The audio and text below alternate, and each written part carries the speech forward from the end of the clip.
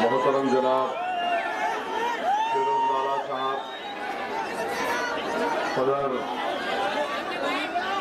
नांदेड़ जिला मजलिस इत्तेहादुल मुस्लिमीन,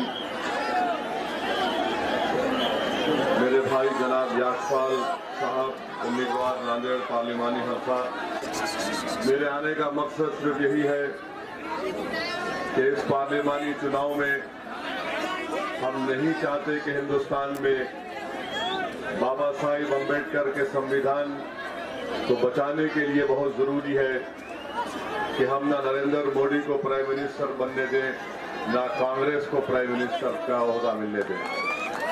मेरे अजीज दोस्तों और बुजुर्गों, मैं आपके सामने ये बात रखने आया हूं कि खास तौर से कांग्रेस पार्टी और बीजेपी की तरफ से इन दोनों में एक बात बड़ी कॉमन है, वो ये है कि दोनों मुझको फिरका परस्त कहते हैं।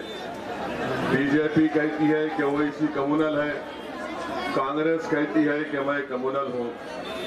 मैं कांग्रेस पार्टी से जानना चाहता हूं कि आखिर कब तक आप हमको ये कहकर डराते रहेंगे कि अगर हम नहीं जीते तो तुम्हारा ये हाल कर दिया जाएगा। मेरा रास सवाल अशोक राव चौहान से है कि जब बाला साहब आपसे मिलने के लिए मैं इसी नांदेड़ में खड़े होकर आपसे कहा था कि हम तैयार हैं, आप बाला साहब को, मेरे भाई बड़े भाई प्रकाश अंबेडकर साहब को, आप उनकी इज्जत और मुकाम से सीट दे दो। मगर ये अशोक राव चौहान और कांग्रेस पार्टी उनसे मिलने के लिए भी तैयार नहीं थी। और बाला साहब से मुलाकात करने के लिए किसको भिजाते हैं, किसको भिजाते हैं मालूम आपको? नगर के विखे पाटिल को भिजाते हैं।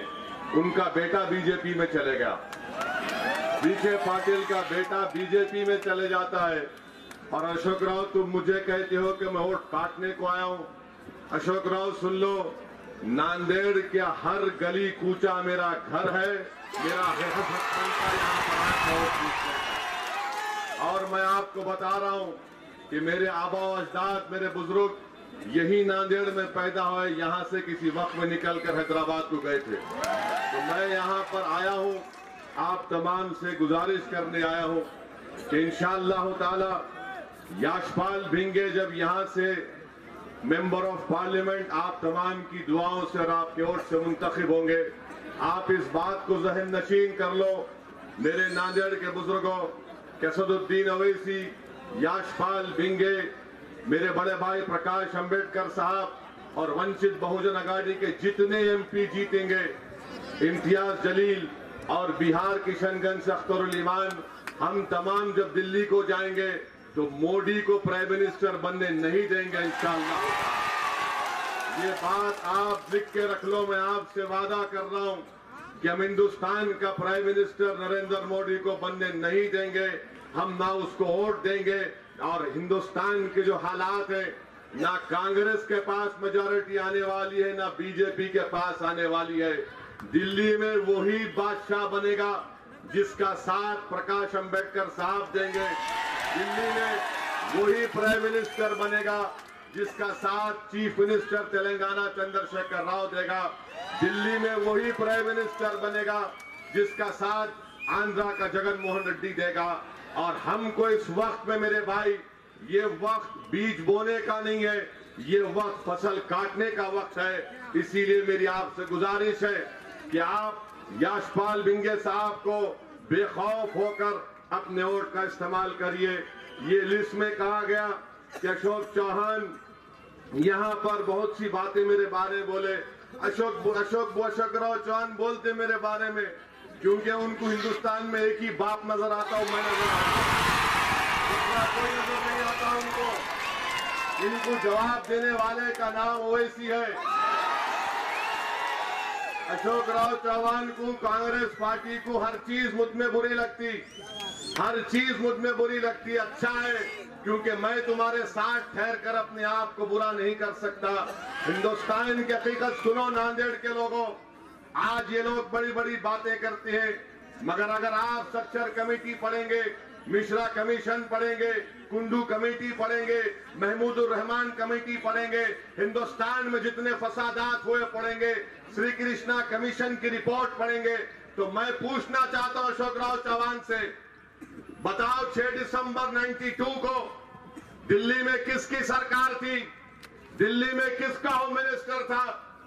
मेरा होम मिनिस्टर था या तुम्हारी पार्टी का होम मिनिस्टर था? दिल्ली में तुम्हारा प्राइम मिनिस्टर था या मेरा प्राइम मिनिस्टर था?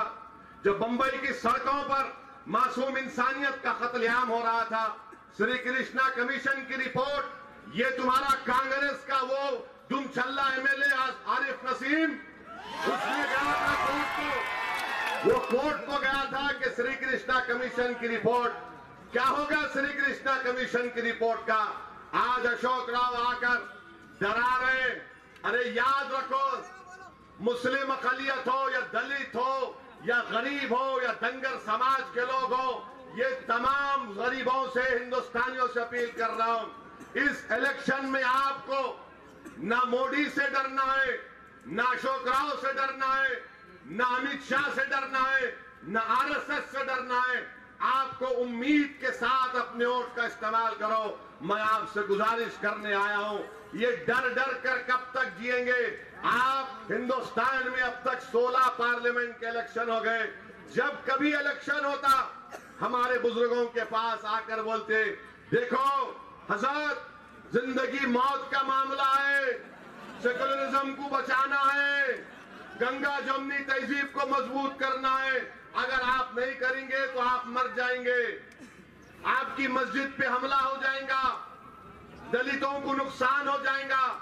अरे जो हमको ये कहकर हमारा वोट हासिल किए, तुम ये तो बता दो कि सिर्फ इलेक्शन के वक्त हमारी जिंदगी और मौत तुमको याद आती, और उसके बाद हम रोज मरते हैं, रोज मरते हैं। इखलाक मर गया, पीलू खान मर गया, रकबर खान मर गया, और मध्य प्रदेश में कांग्रेस की सरकार है ना अशोक राव, वहां पर 3 बच्चों के ऊपर गाय कशी के इल्जाम में उन पर मुकदमा आयद किया गया। मगर मुकदमा आयद हुआ ठीक है, उन पर एनएसए क्यों लगाया गया? नेशनल सिक्योरिटी एक्ट लगाया गया। इसका जिम्मेदार कौन है? जब मैंने इसकी आवाज उठाई तो कांग्रेस के बड़े बड़े लीडरों ने मीडिया में जाकर कहा, मिस्टर ओवैसी हम ऐसा ही करेंगे। मैंने उनसे पूछा, बताओ तुम में और बीजेपी की साबिका सरकार में क्या फर्क है? तो कहा फर्क इतना ही है कि जब गाय का मामला आएगा हम एनएसए लगा देंगे। बताओ आप क्या फर्क है इन दोनों में? ये कौन सी मस्जिद में कांग्रेस का प्रचार? हाँ? श्योरी की मस्जिद में कांग्रेस का प्रचार? अच्छा, कलमा पढ़ लेना था फिर। मैं आपको दावत दे रहा हूं, हमारी मस्जिद में भी आ गए। चलो अब जरा नमाज पढ़ना सिखा दो तुम्हारे द्वारा। 17 रमजान 23 मई इंशाअल्लाह ताला दुनिया के जितने अबू जहल हैं, दुनिया में जितने अबू जहल हैं, वो पूरे के पूरे आउट होने वाले इंशाअल्लाह ताला। इस बात का आप यकीन कर लो। मेरे अजीज दोस्तों और बुजुर्गों, डरने और घबराने की जरूरत नहीं है। अपना एक वोट इस्तेमाल करिए। यहाँ पर मजलिस इत्तेहादुल मुस्लिमीन को जनाब फिरोजवाला साहब ने इसमें एक नई ताकत डाली है। अल्हम्दुलिल्लाह मुझे पूरा यकीन है कि दोबारा हम अपना वो मुकाम यहाँ पर हासिल करेंगे। दिलों में आपकी जगह है, वो बरकरार रहेगी। मेरी आपसे अपील है कि आप 18 तारीख के दिन आप यशपाल साहब को वोट डालेंगे ना? पूरे हाथ उठाकर बोलिए। और 19 तारीख को अशोक राव को डाल सकते हैं आप। 19 को डालो आप, उनको कोई प्रॉब्लम नहीं। खुदा